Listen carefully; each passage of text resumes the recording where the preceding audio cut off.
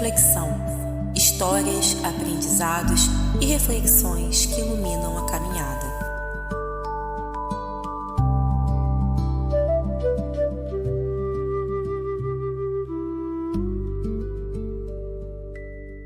Salve, irmãos, sua bênção.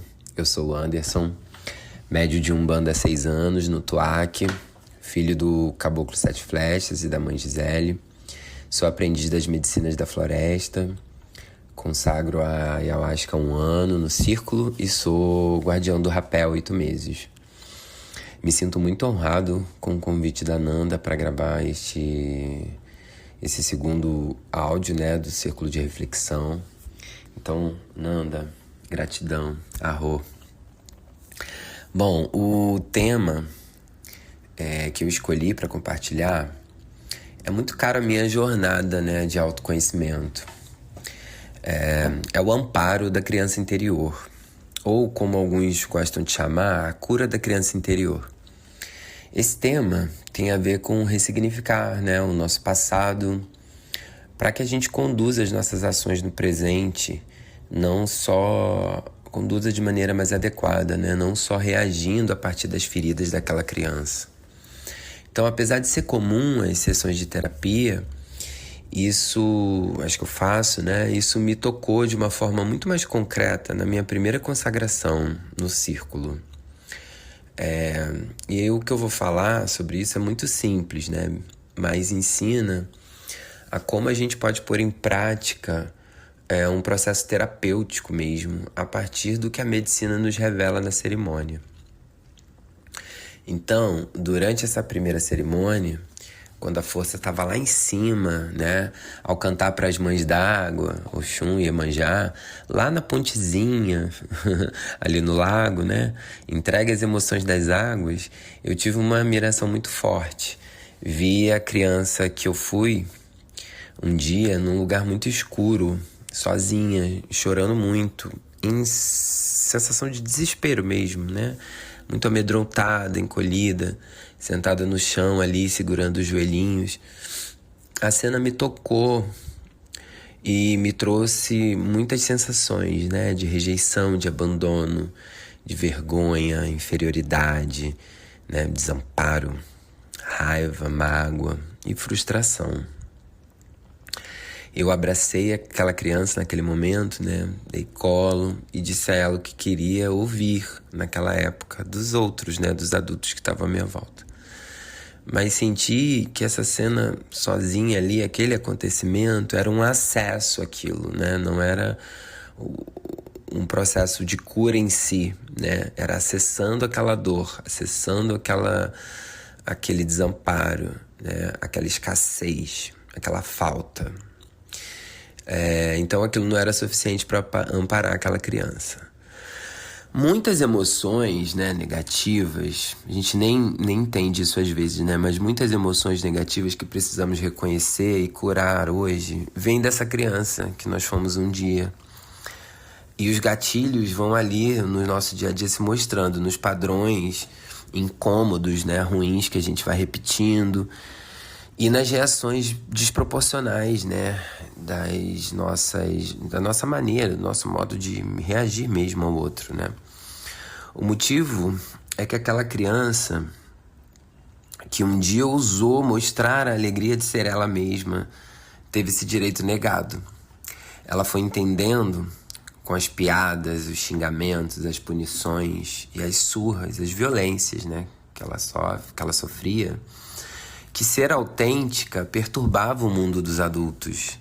Então ela descobriu, na base da dor, que não podia simplesmente ser. Agir como ela era se mostrava incorreto, era pecado, envergonhava.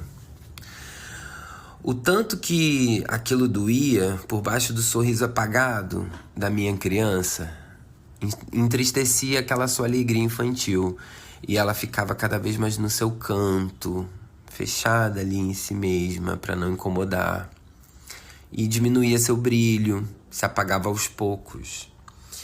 A criança que eu fui era muito criativa e sensível demais para aquela realidade, Vivia no meio de adultos embrutecidos e muito violentos, que entregavam só aquilo que eles tinham, né? Que eles podiam mesmo, naquele momento. E não sabiam o que fazer com aquela criança. Para sobreviver e se proteger daquela dor, ela adotou 2 estratégias. A primeira foi tentar se tornar o que queriam que ela fosse, criando uma máscara que somente a afastava da sua essência. Tudo para ter passabilidade naquele mundo adulto, né? E acalmar a fúria deles contra ela. A segunda foi se refugiar no mundo da imaginação. Ela se tornou muito fantasiosa, né? Sonhava acordada com um mundo onde era aceita, merecia viver do seu jeito. Essa criança achou na arte, no desenho, na pintura, nas brincadeiras, um jeito de viver tudo que foi negado a ela. Então ela sobreviveu ali pela imaginação, foi forte, esperta e inteligente, criou seu próprio mundo, né?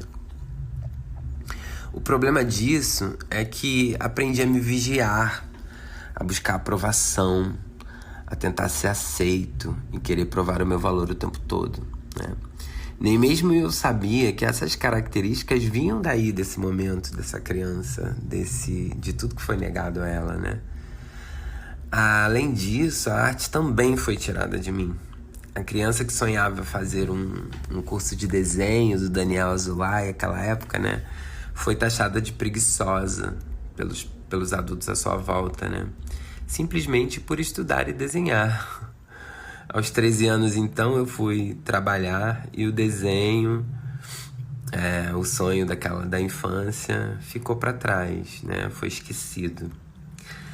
Então, após essa consagração, né, juntamente com a terapia, óbvio, né, eu iniciei em casa um tratamento dessa criança interior, né? Eu entendi isso como um tratamento, como um processo terapêutico mesmo. Com o rapé de rosas, né? Num desses momentos, esse tratamento consistia em acessar minhas fotos de criança, né? E meditar ali com elas e fazer o rapé, né? Num dos insights, me veio a ideia de retomar o desenho, né? Que eu tinha abandonado, né? Naquela época para trabalhar e estudar. E aí hoje eu já estou há 3 ou 4 meses num curso de desenho, realizando o sonho da minha criança interior, honrando aquele ser lindo que ela foi e pondo em prática o caminho da cura que a medicina nos mostra. Para completar, numa dessas cerimônias, né, no círculo, eu descobri que a minha criança espiritual é o caboclinho Joãozinho da Mata, né? E descobri que ele foi uma criança abandonada na floresta, né? Cuidada pelos caboclos. Isso é muito significativo, né? No meio de toda essa história. Então, por isso, hoje eu lanço algumas perguntas a vocês a partir dessa reflexão, né?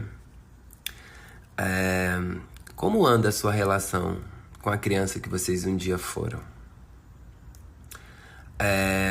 Você já abraçou essa criança e já resgatou daquele lugar de sofrimento em que ela ficou? Quanto de suas atitudes hoje vem das feridas daquela criança que você já foi um dia? Reflitam, irmãos, sobre essas questões, amparem a si mesmos e deem à sua criança interior hoje o que ela não pôde receber no passado. E por fim, fiquem também com essa reflexão, né? De que é necessário a gente atuar de uma forma prática com o que a gente acessa nas cerimônias, né? Isso é uma maneira de fortalecer o nosso passo rumo à cura. Tá bom? Axé, arro, saravá e que Oxalá abençoe seus caminhos.